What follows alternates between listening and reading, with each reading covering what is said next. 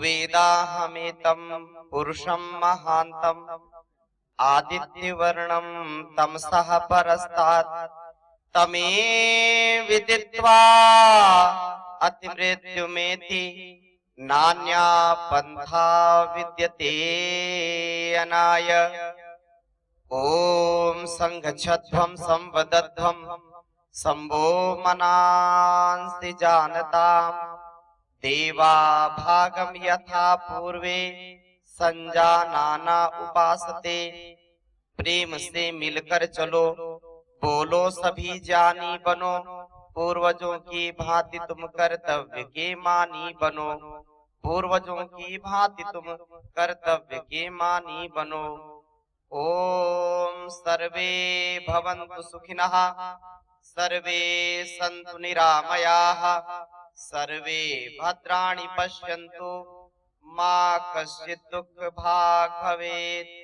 ओम शांति शांति शांति।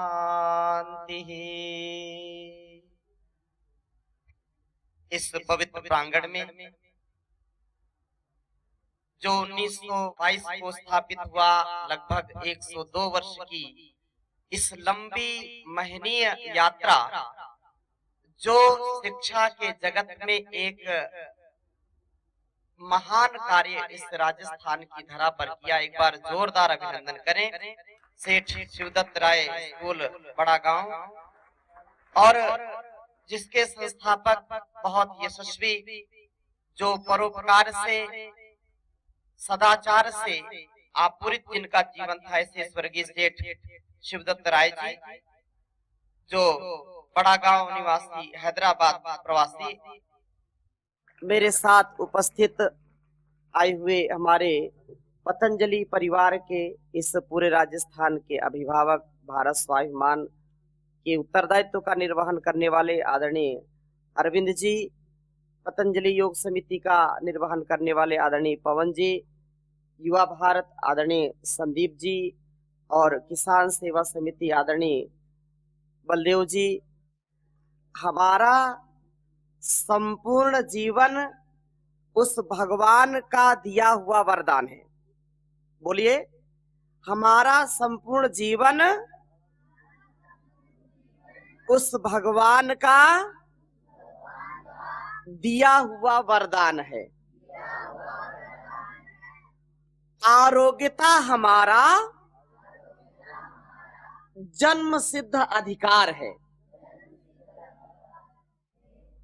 आपको रखना है, ये हमको परम पूज्य हमारे गुरुदेव श्री स्वामी जी महाराज, जिन्होंने देश और दुनिया को, भारतवर्ष ही नहीं संसार के सभी देशों तक योग को, अध्यात्म को, ऋषि परंपरा को, सनातन पुरातन वैदिक ऋषि परंपरा को जिन्होंने पहुंचाया है। जो योग विद्या गुफाओं में थी, उस योग विद्या को, अध्यात्म की विद्या को जन जन तक पहुंचा दिया। लोग कहते थे कि ये योग करना और कराना, जैसे अभी आदरणीय हमारे संचालक महोदय बता रहे थे कि योग, जो लोग कहते थे कि योगियों का काम है, ये सबका काम नहीं है। कुछ गिने चुने लोग करते थे योग और कुछ कराते थे, परंतु स्वामी जी महाराज ने क्या कहा कि जो योग करेगा वो खुद योगी बन जाएगा। जो भी योग करेगा क्या बन जाएगा? योगी बन जाएगा, वो निरोगी बन जाएगा। योग करने वाला व्यक्ति भोगी नहीं होता। योग करने वाला व्यक्ति क्या होता है? योगी। क्या होता है? वो योगी होता है, वो निरोगी होता है, वो उपयोगी होता है, वो सबका सहयोगी होता है, उद्योगी होता है। होता कि नहीं होता? तो ये आपका जीवन अत्यंत महनीय है, उस परमात्मा के द्वारा दिया गया है। हम एक भी बार बीमार ना हो। अच्छा बताओ, बीमार होना अच्छा है क्या? बोलिए ना। कोई बीमार हो जाए तो अच्छी पढ़ाई करेगा क्या? सिर दर्द हो रहा है, बुखार है, पेट में दर्द हो रहा है, डायबिटीज हो गई है, तो पढ़ाई अच्छी होगी क्या? रिजल्ट अच्छा होगा क्या? नहीं होगा। ये पूरा प्रांगण, ये पूरे गुरुजन, ये आपके भविष्य को, आपके चरित्र को, आपकी भाव चेतना को दिव्य बनाने के लिए अपनी पूरी ताकत लगाते हैं। लेकिन अगर हम बीमार हो जाएं तो इनका लाभ मिलेगा क्या हमको? बोलो, लाभ मिलेगा क्या? अगर घर में बीमार हो जाएं तो माता पिता सुखी रहेंगे कि दुखी रहेंगे? सुखी रहेंगे, दुखी रहेंगे ना। अगर माता पिता बीमार हो जाएं, वो आपकी सेवा ना कर पाएं, यदि गुरुजन बीमार हो जाएं, तो आपको अच्छा लगेगा क्या? बोलिए ना। किसी किसी के मन में कभी ऐसा आता है, गुरुजी आज बीमार हो गए, आज छुट्टी हो गई तो आनंद है, ऐसा है क्या? बोलो ना, ऐसा नहीं है ना। इसलिए क्योंकि माता पिता गुरु आचार्य ये हमारे भाग्य विधाता हैं, ये हमारे सच्चे निर्माता हैं। ये बात हमेशा याद रखना। और सुबह जागरण जल्दी करना। सुबह जल्दी जागेंगे, योग करेंगे और उठ करके सबसे पहले माता पिता को, धरती माता को प्रणाम करेंगे। तो अपना और अपने माता पिता का, अपने गुरु का आदर करना।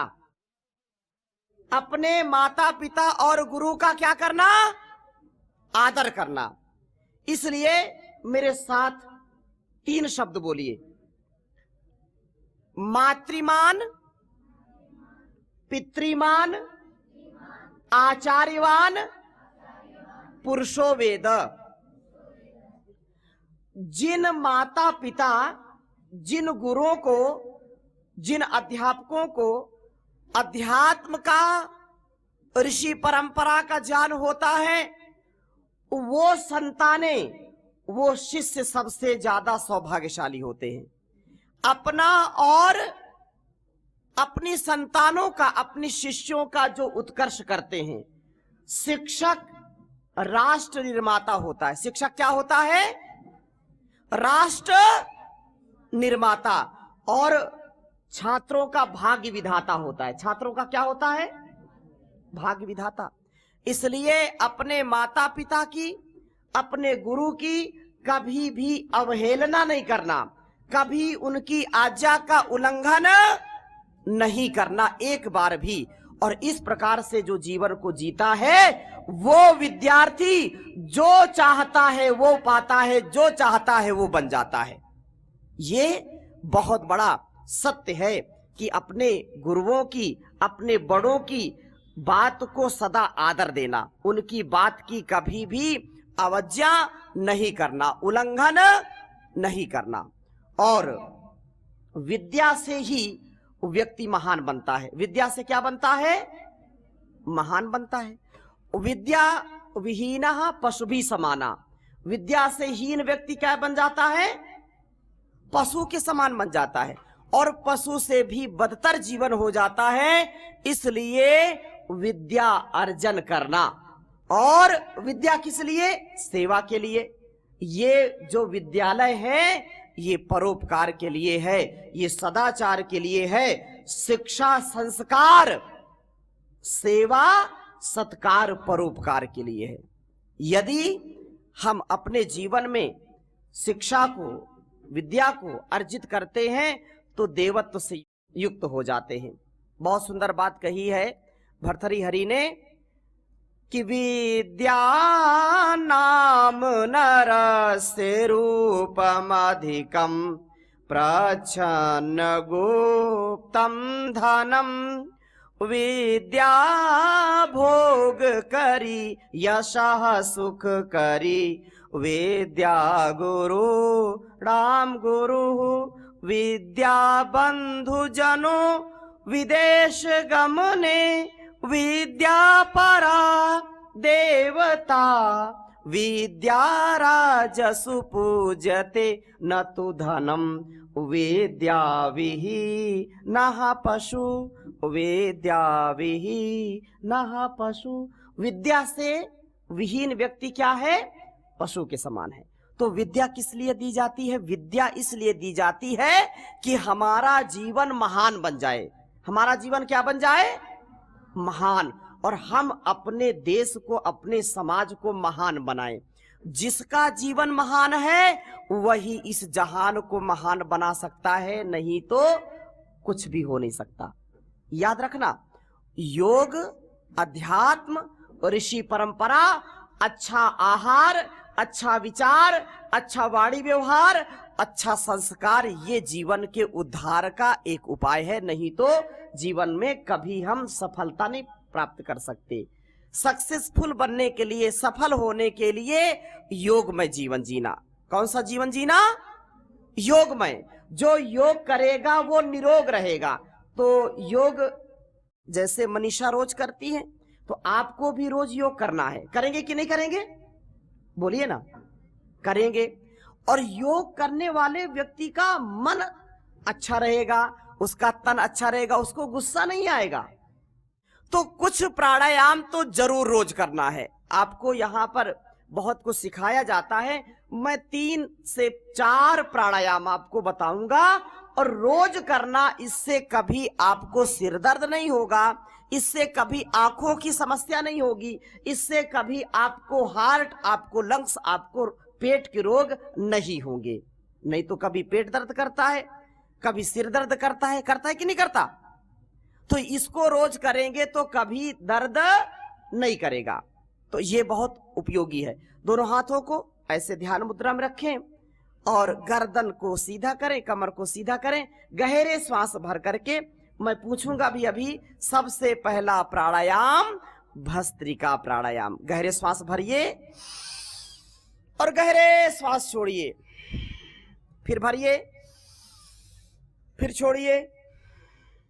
जब श्वासों को भरे तो पूरा फेफड़ा ऑक्सीजन से भर जाए। सीना 1.5 से 2 इंच सामने उभर के आना चाहिए। और ये श्वास जब भरते छोड़ते हैं तो आपका पूरा फेफड़ा ऑक्सीजन का लेवल बढ़ाएगा और फेफड़ा बिल्कुल आपकी जो प्राणवायु ली हुई है, जो ऑक्सीजन लेते वो परिशुद्ध करके पूरे शरीर में रक्त संचार के साथ प्रवाहित होता है। तो ये बहुत ही अच्छा है। Blood circulation and oxygen level, ये जब संतुलित होते, बैलेंस में होते हैं तो रोग नहीं होता है।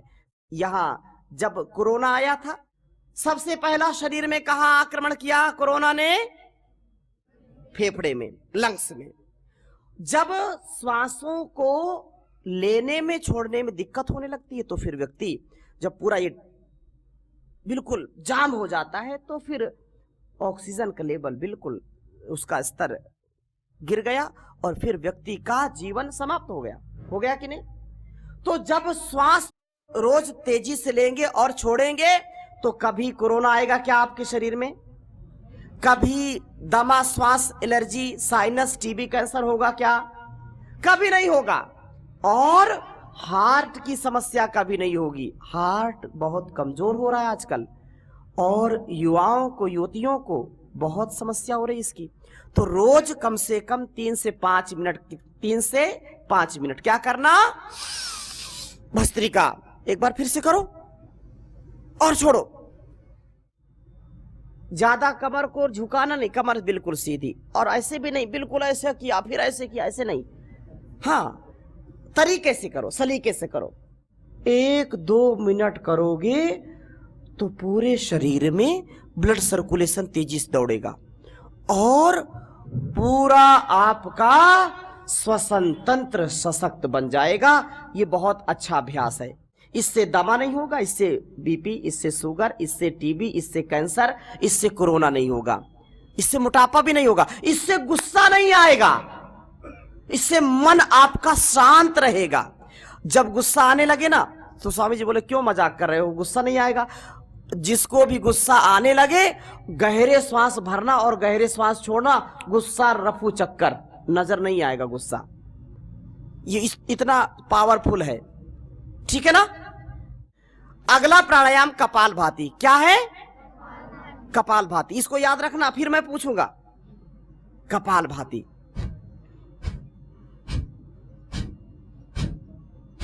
अभी मनीषा बता रही थी ना, कपालभाति हम करते हैं। तो ये कपालभाति, अभी पहले प्राणायाम में श्वासों को लिया और छोड़ा, तो इससे रिस्पिरेटिव सिस्टम, श्वसन तंत्र मजबूत हो गया भस्त्रिका से, और पाचन तंत्र अच्छा हो उसके लिए कपालभाति करना।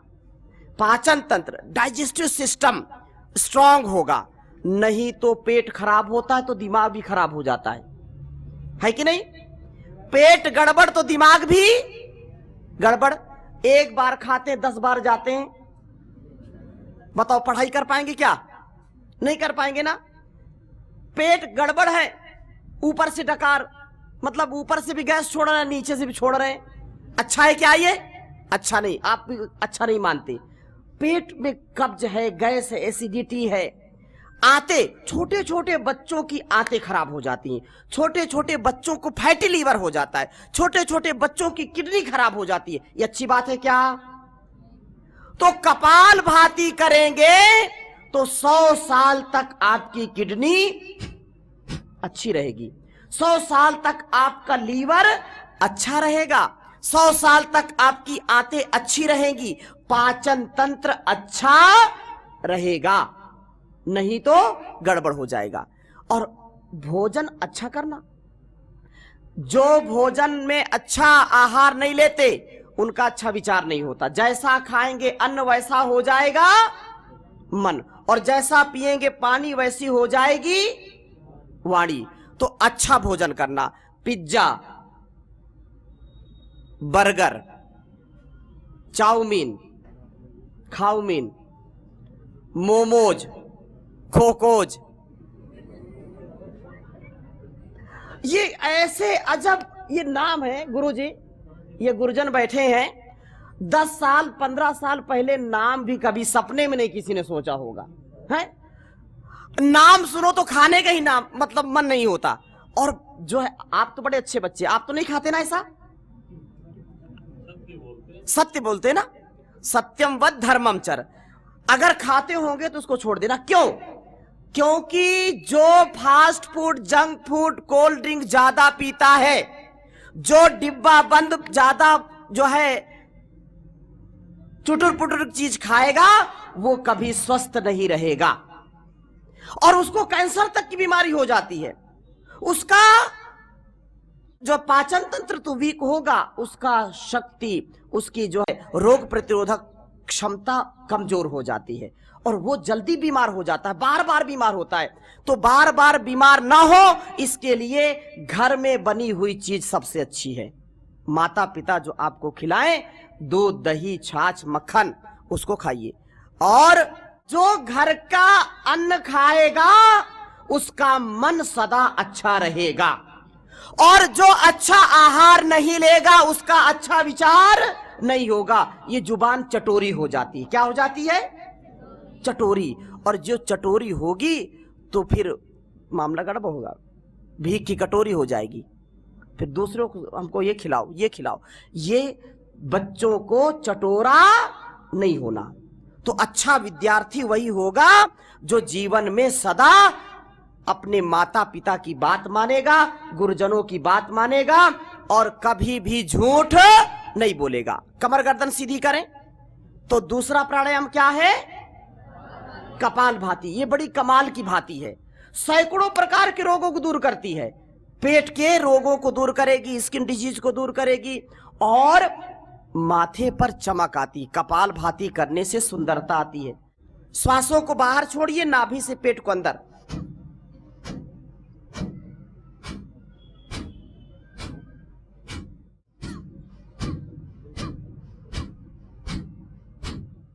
तो ये कपालभाति, क्या नाम इसका? कपालभाति। 3 से 5 मिनट रोज करना कपालभाति और पेट आपका बिल्कुल टनाटन रहेगा, अच्छा रहेगा। अगला प्राणायाम अनुलोम विलोम प्राणायाम। क्या नाम है? अनुलोम विलोम। क्या नाम है?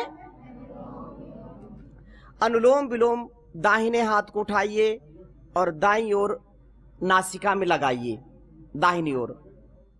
गहरा श्वास भरिए, फिर श्वास भर करके 2 अंगुलियों को अपने लेफ्ट साइड में लगा करके राइट साइड से छोड़ दीजिए धीरे धीरे।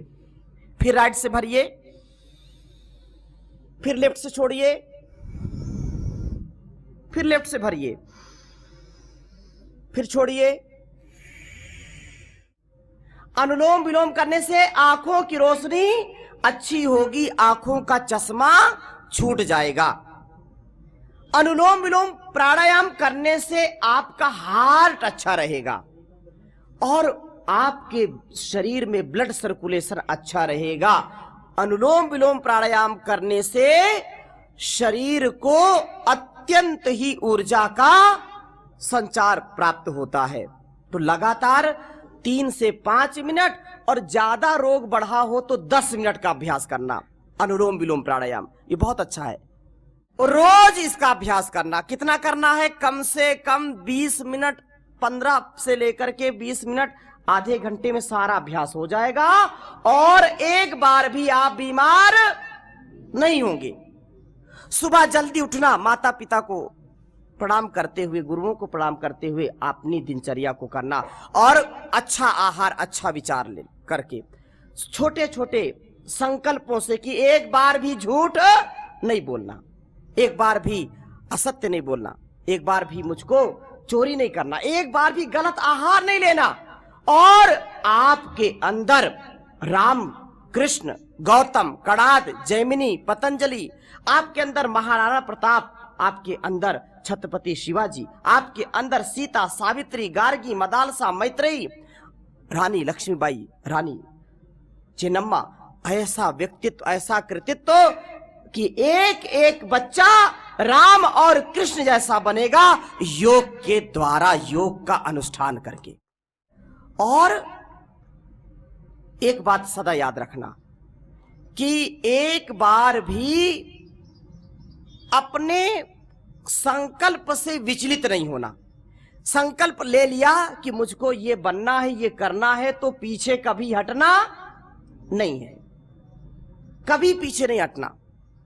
और उस संकल्प को पूरा करने के लिए अखंड प्रचंड पुरुषार्थ। आपने संकल्प लिया तभी तो यहां विद्यालय में आते हैं कि नहीं? और संकल्प लिया कि मुझको 100% रिजल्ट लाना है तो लाते हैं। संकल्प नहीं लेंगे तो कभी कुछ नहीं होगा, इसलिए संकल्प लेना। और कभी भी स्वप्न में भी किसी को दुख नहीं देना, कष्ट नहीं देना।